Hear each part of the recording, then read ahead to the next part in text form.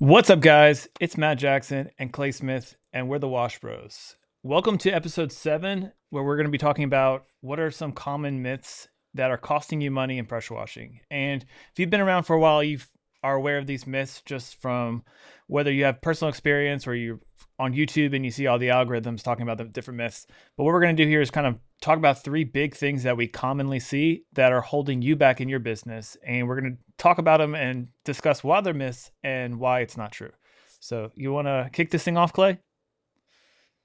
Absolutely. Talk about the myths, my favorite. I love it because so many people out there following the gurus on the internet. And we all know that anybody can be anybody they want to be on the internet. So, the myth, I think, is a great topic for this episode, especially going into spring. Um, First off, I want to thank everybody that's been listening to our podcast, episode 7. That's awesome. We've had some great engagement with this, Spotify, Apple Podcast, all over our platforms. On every platform we have, we've had some good engagement. So you guys must be liking what we have to say. So we appreciate you all following. If you have any questions, please comment on one of our videos.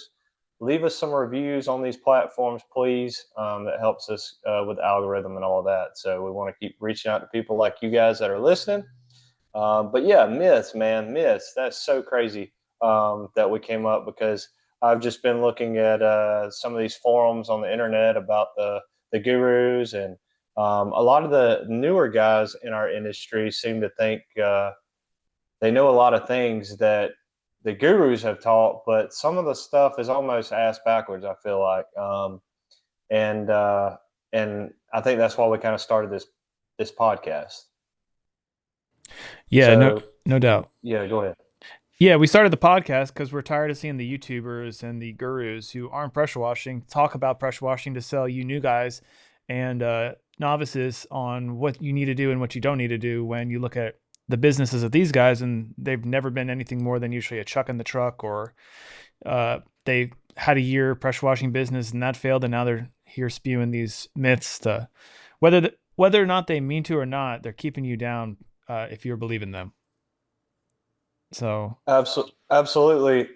With our experience and what almost 10 years experience put together in this business, we've probably made what, a few $1 million together yeah, easy. since then. Easy. Yeah, since then, doing this uh, pressure washing, soft washing, house washing, exterior cleaning.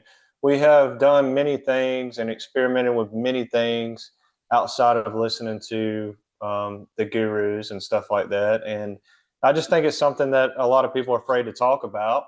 And I think that me and another fellow online, we kind of went back and forth on the internet a couple of days ago, and he seemed to be caught up in all the fancy equipment. So the big, a lot of the myths of, oh, you got to have this, you got to have that, you got to have this. Well, that's not necessarily true. So when I first started, I had a 2.5 gallon a minute machine. Obviously, I maxed that out. We burned up 3 in just a matter of like 6 months. So after that, I quickly realized I needed a 4 gallon a minute machine, which is your standard start out option uh, pressure washer. So we bought a 4 gallon a minute machine, and we were able to do almost $150,000 that year. So outside of, you don't have to have the fancy soft wash system for 50, 60, $70,000 trailer from AC or who's the other guys, Heath and all of them. You don't need to spend all those gadgets or whatnot. That's their job. That's to sell it to you. They're awesome to have. Don't get me wrong. They're cool to have, but that's not what makes you money. What makes you money is a successful marketing plan.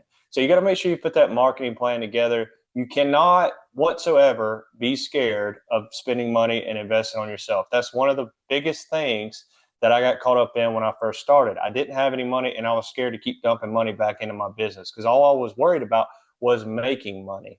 Stop worrying about making money, put a good marketing plan together, and dump a ton of money into it, but make sure you're successful at it first. Obviously, don't just dump into it, but yeah, find what works best for you and your business. exactly.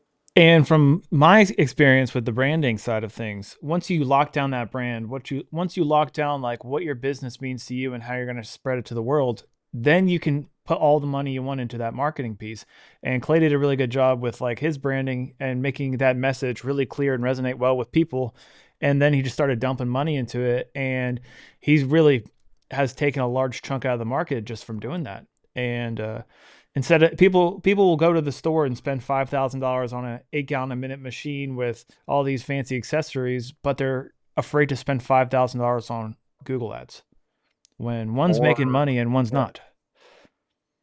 yeah, or whatever. It doesn't matter what kind of marketing strategy you want to do. I mean, put more signs out, whatever. But I guarantee you, if you're at $100,000 a year with an 8 gallon a minute machine, you do not need that 8 gallon a minute machine. You can literally go back down to a 40, and you should have never upgraded to begin with, because you're probably thinking, hey, if I got this 8 gallon a minute machine, then I'm going to make more money.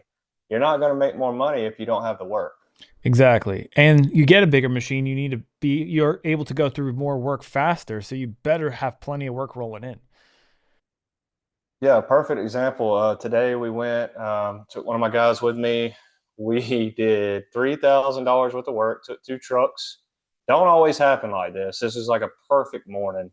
And we took two trucks. We made $3,000 in some commercial work, and we were home by 11 o'clock. Left the house at 7 and was back home by 11:30. So, um, obviously, the 8 gallon a minute machines, they make money, but if you don't have the work to make the money, then you've already you've skipped a step in your business.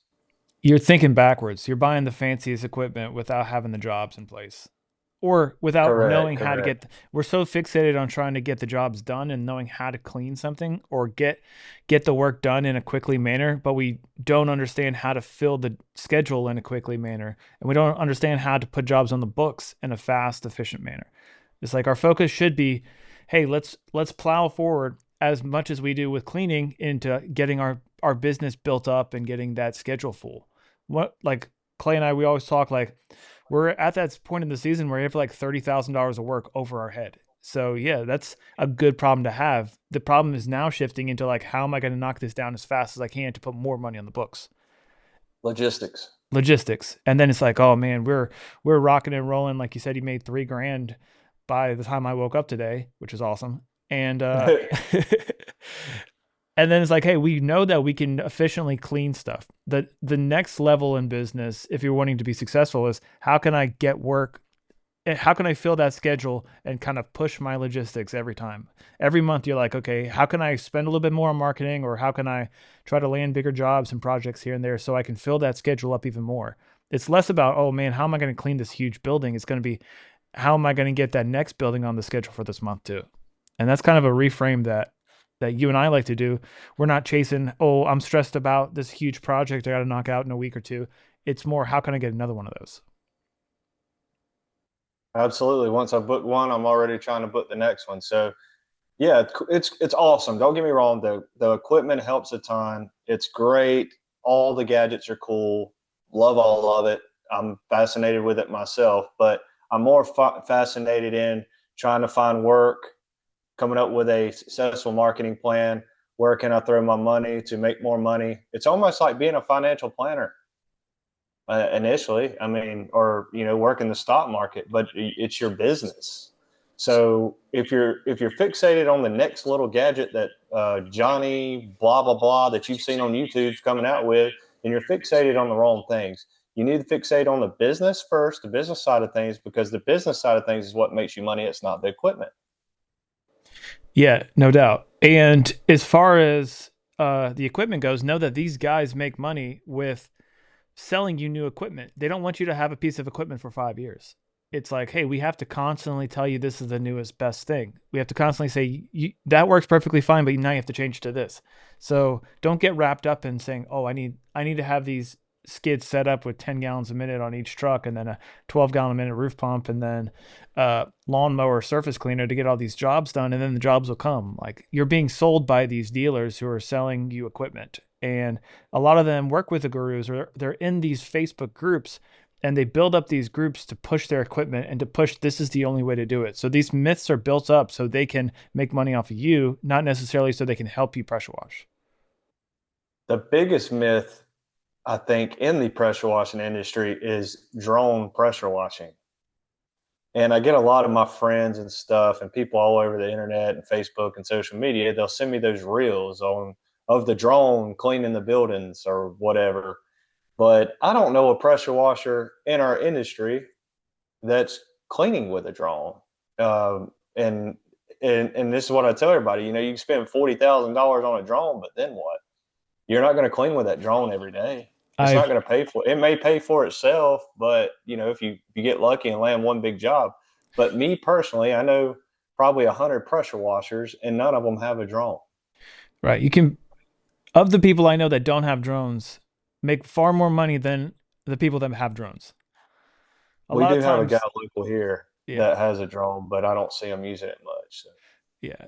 Unless you're doing some massive buildings that has no clearance from the ground to do a lift, because we ran into this issue a couple times when we were doing some hotels out of state, and they're like, "Hey, can you look at this other one?" And it's like on a main street, and we couldn't put a lift on it because it would be a logistical nightmare. And then I could say, "All right, maybe in this rare occurrence, it would make sense to have a drone or Yeah, having like a a skyscraper in the city or yeah something. But still, you still got to worry about the overspray and all that. Where's it going, right?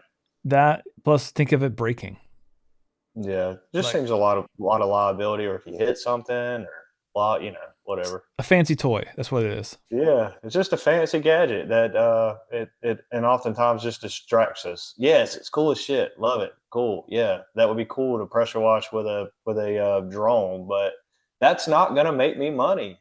That's not gonna make me consistent money. I want to be consistent.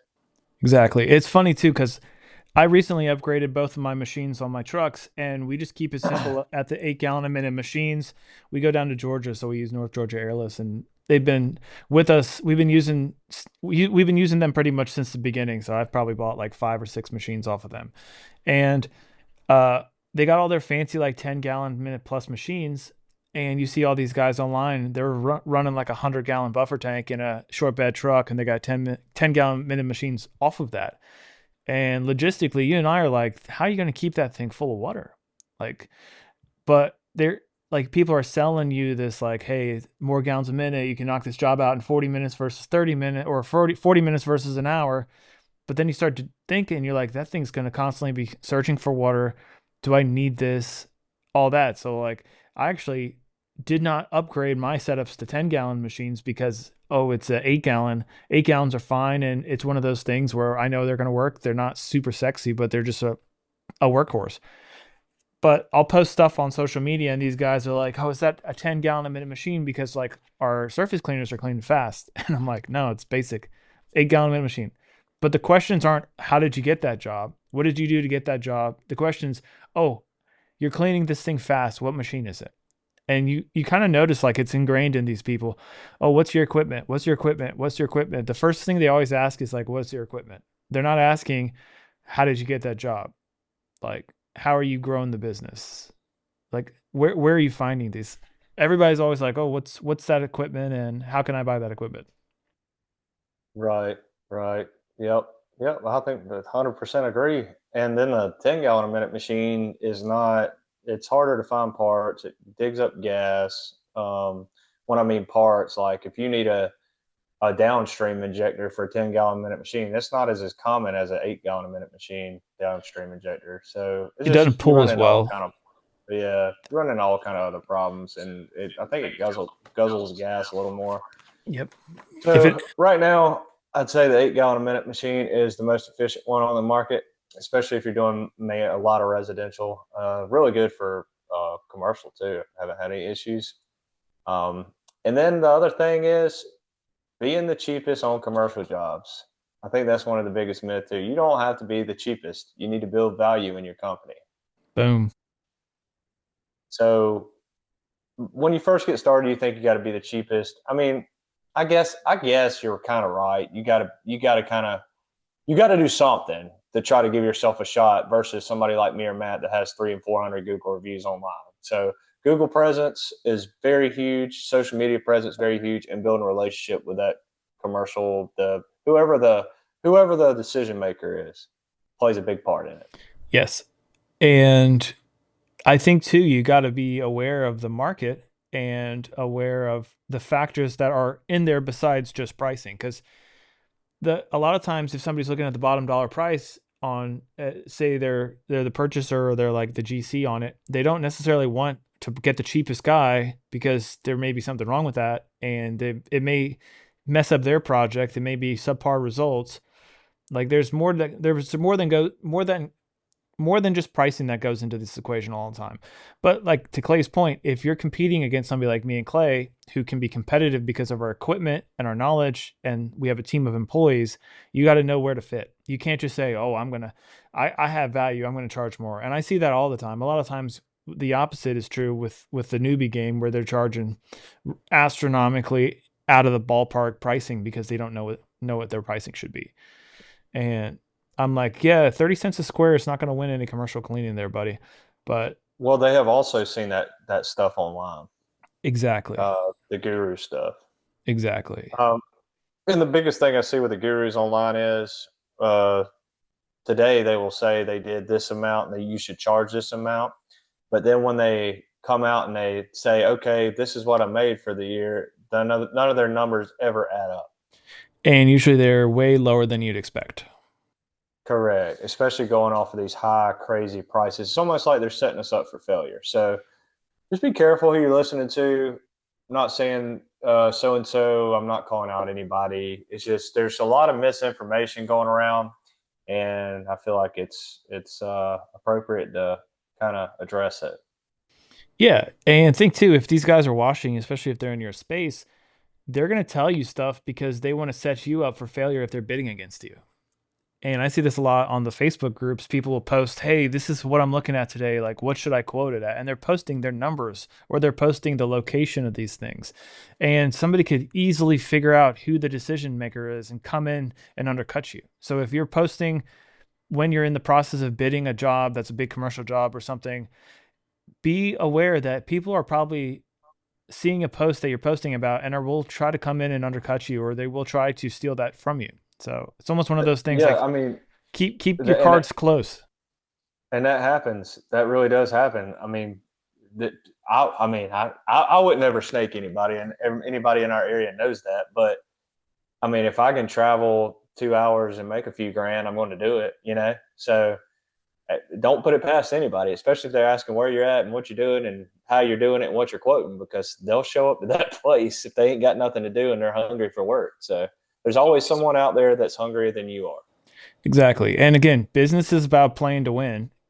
Never want to do it in a bad way, but I feel like if you're a competitive guy and you want to grow a business and you're saying, "Hey, like there's skin in the game. I want to get what I can get." And I'm not saying be dirty about it, but understand that there's nothing hurtful about somebody like trying to bid on something that you're bidding on, because we're all in the same space. And I see people get butthurt about stuff like that, but that's where you need to know your numbers and know what works for your business. I know, like, we'll bid on stuff all the time, and I'm assuming we probably bid on commercial stuff all the time together too. And like, I'll work for like the city of Greer here and there, and then you quote them last year, and then they follow up with you again this year, and it's like, who are they talking to? Are they trying to drive both of our prices down to the bottom to get the best bid? And that's probably not just a residential thing, that's commercial and all of the above. Because if There ain't you're nobody loyal. ain't nobody loyal, the hose ain't loyal. No, not at So all. that's why you don't underbid yourself. You don't put yourself in a hole where, say, I want to do whatever I can to win this job, and then you're regretting it doing it. And that's like, you're never going to lose if you put, hey, this is how much my business takes to run smoothly, and this is the profit margin that I need for this job or a residential job. And then so if I get it, I'm not regretting that I get it. And I think people try to win a job that's commercial, and then you're like, man, I could have better used my trucks in a cleaning, soft washing a 3,000 square foot house for 2 days than I could having these things parked here. So like understand your numbers on each job, and then as you get past the whole like beginner stage, you don't really quote on pricing. So you want to quote based upon like how efficient you are, how much time it's going to take, and understand the market rate. And that's how, because like I'll talk to Clay, and there'll be guys bidding on like apartment complexes or condos, and they're pricing it purely based on a square foot number. And I know I ran a townhome community by Clay, and he's like, "Oh, you should have done this." And I was like, "Well, I was pricing it on square footage, and my square footage of that was like 7 cents a square." And you're like, "No, you got to price those by building at like $100 a building." So it's one of those things. It's like, all right, well, Per per unit on unit, that one. yeah, exactly. Yeah, charge So them by the unit. yeah, and that's something I didn't know. So that's like where our communication helps out, because if I'm just basing it on square footage, I'm nowhere close to the ballpark that I need to be. Yeah, and that was something that I learned from a local competitor that's no longer in the area anymore. Yeah. But anyway, yeah, and another thing with the commercial bids, I have I've had a lot of HOAs, townhome communities, neighborhoods, a lot of commercial stuff, and they'll say, "Well, I got to get 3 bids."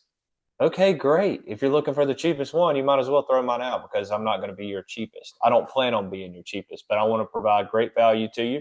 I want to give you a good quality job, and I want to make sure that you're happy and follow up with you when it's done. A lot of guys are just going to come out there and give you a half butt job, and they're going to say, okay, and then they're not going to come back out, and they're not going to follow up with you, and they're going to get their money and they're going to run. Yep. You would be surprised how many people will choose us because we're a little bit more expensive, but we look more professional, and they got burned the last time. I've had countless people that are like, "Well, you're not the cheapest. I got my guy last year messed stuff up, and I wasn't happy, so I'm spending an extra $100 to have you guys do it the right way." And they get burnt by that cheap Professionalism goes a long person. way. Yeah, they get burnt by that cheap person. They say, "I go with somebody who's got reviews and may charge a little bit more money, but at least I'm not gonna have a bad taste in my mouth." Correct. I found it that the first couple years of business, I was just in my regular unmarked truck pulling a trailer. But then when I got that wrap truck, I could see a difference in the customers and how confident they were in hiring me, as if when I was just looked like another neighbor in the neighborhood pulling a trailer with a tank on it. Um, they wasn't as it seemed like people asked a lot more questions that way. I didn't look as professional. Very nice, clean truck, clean trailer, whatever. At the time, I really didn't know any better. But as I kept growing my business and I put a wrap on my truck, okay, I still have my trailer. And then I got my skid, and now I hardly get asked any question. They're like, okay, here's my water hookup. Go ahead, get to work. Let me know when you're done. As if before it was they wanted to ask 20,000 questions before you get started because they were a little bit nervous about who they had just hired to come out to wash their home. So professionalism goes so far. Exactly. And that professionalism isn't just what you say and do you know how to pressure wash and the technical. And that's where kind of like back to what we are talking about earlier this episode, people are so fixated on an 8 or 10 gallon minute machine or a soft wash pump that they'll have 30 grand in the back of their trailer, but they're pulling it on an unmarked truck. They're pulling it with and they don't look like a business. It's like instead of spending all that money on these super efficient machines and equipment, spend that money on your brand and build that business up so people look at you as a business and they don't look at you just as an owner operator and say, "Oh, I wonder what he does during the week because he's out here on a Saturday and he's probably doing this on the side or this is a part-time gig for him."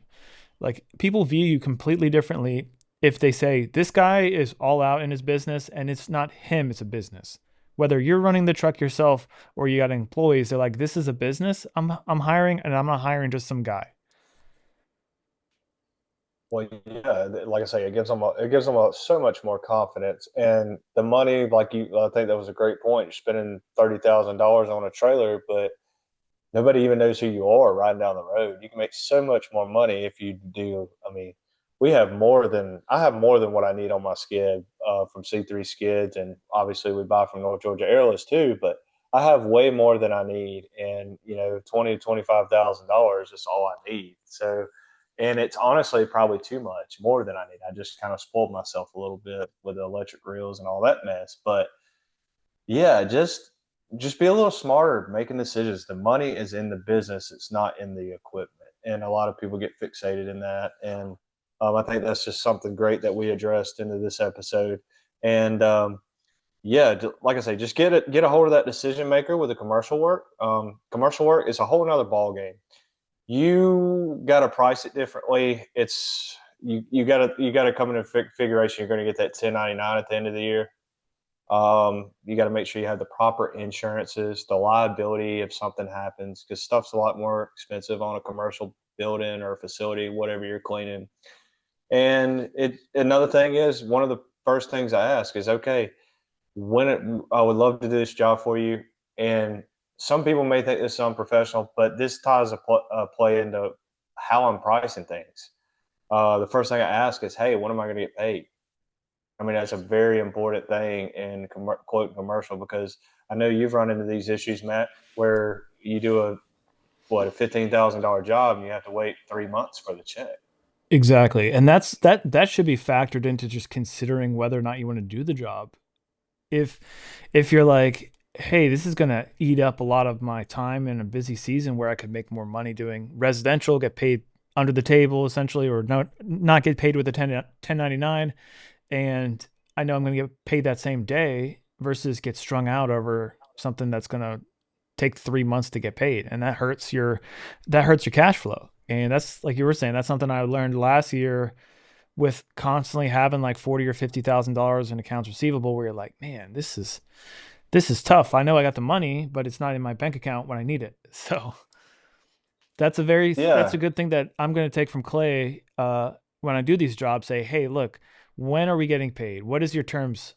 And that's not unprofessional. I think that's actually professional. If you're just doughy eyed and saying, yeah, sure, I'll do whatever, give me that $10,000 job, and they just string you along, that'll they're like, oh, this guy doesn't know. We don't care. We don't have to have urgency with paying him.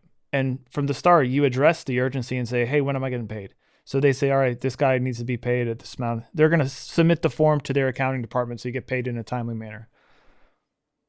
yeah, because you got to think most of these guys are just sitting behind a desk. They don't care. They're just trying to check off a checklist. Like, okay, I was told that I had to get this done, and I'm going to find the guy to do it.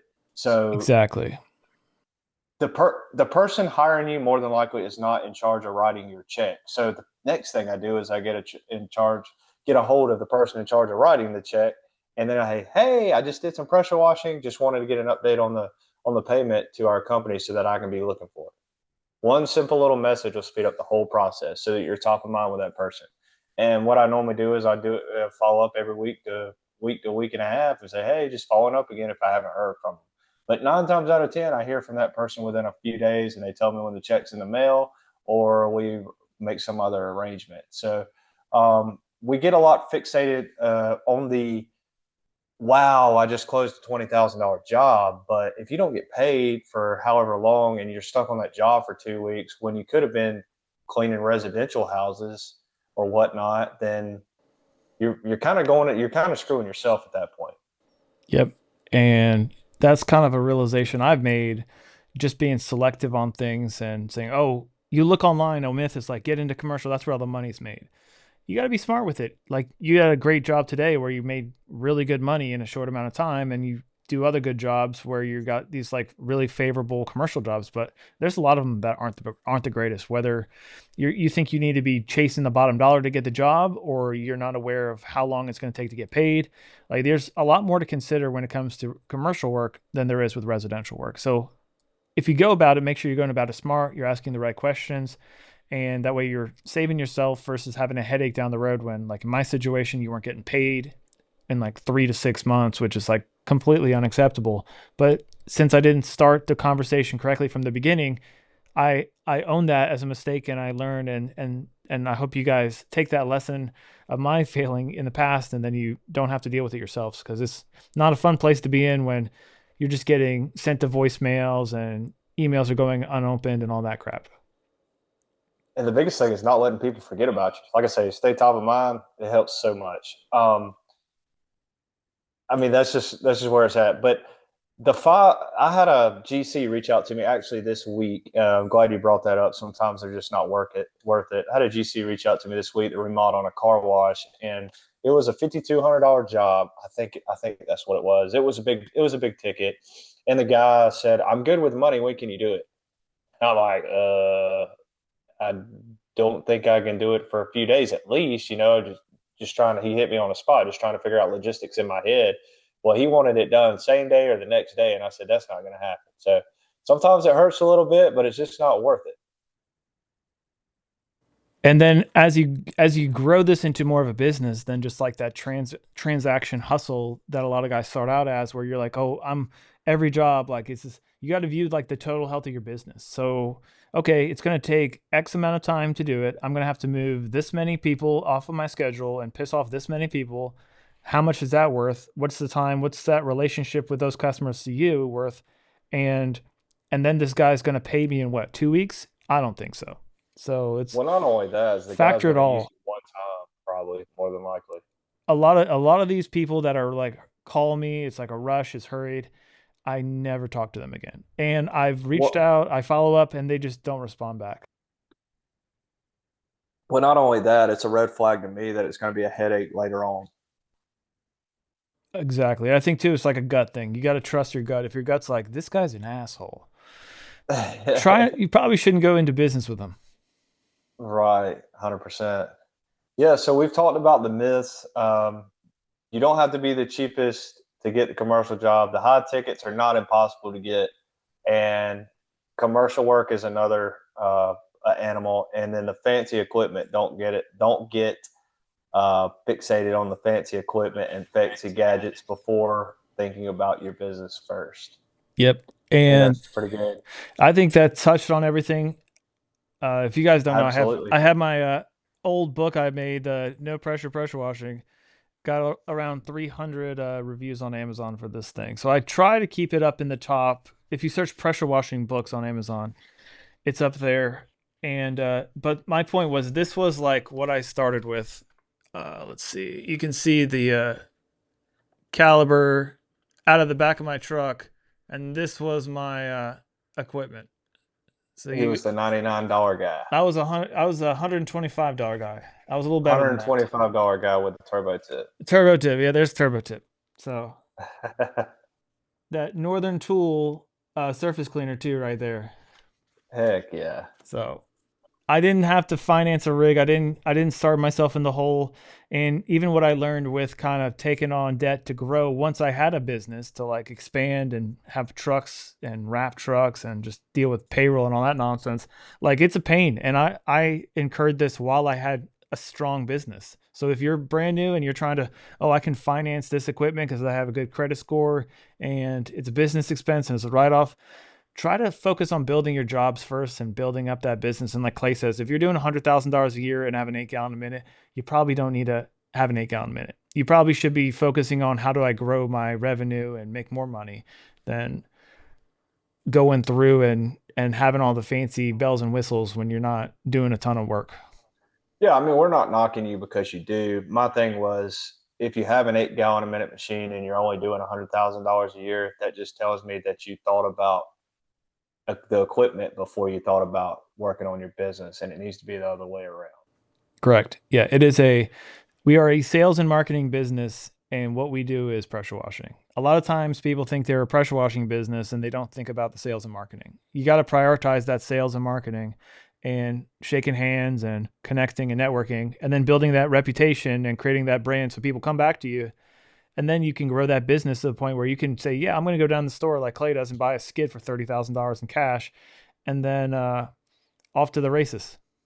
I got the video to prove it. If you go to my Facebook, Clay Smith, go to Reels, go to probably one of the first Reels I made, and there's a video of me and Casey Caudill sitting there in his office counting the cash. And I made that video so everybody could see it. Right. Yeah, he's a drug dealer and the drug of choice is SH. And skids. He's the Yeah, skid buddy. daddy. But Yeah. I think if you guys are watching, I think that Casey may be having a pretty stout deal coming out on his page. Make sure you go look, C3 Skids page. He's got a great deal coming out sometime this weekend. It may already be out. I know that it's Sunday night and you guys are watching now, but make sure you go there and check it out and thank me later. If everybody would, please go leave us a review on all of our platforms for this podcast. Appreciate you listening as always. If you have any questions, please leave them in the live stream or the video. We'd be happy to answer any questions. We're working on making our appearance to the huge convention. We'd love to meet all of you. And then what else you got, Matt? Nothing much. Just hopefully everybody's in a good season. Dropping this thing is going to be March 23rd. So where we are in South Carolina, pollen's everywhere. So I don't know if you guys are in similar situations if you're in the South, but like when pollen coats everything, everybody's just waiting until it's over. And then once it's over, it's just balls to the wall. But with Clay and I, we've built up enough where we're balls to the wall right now. So we're all just counting our blessings and waiting for it to get super hectic and crazy and kill the rest of this spring and summer. And hope everybody else is able to as well. Yeah, absolutely. We hope to see you guys. Well, we will see you guys next week, next Sunday, every Sunday. Tune in, check us out. Yep. All right, guys. I'll see everybody. Peace.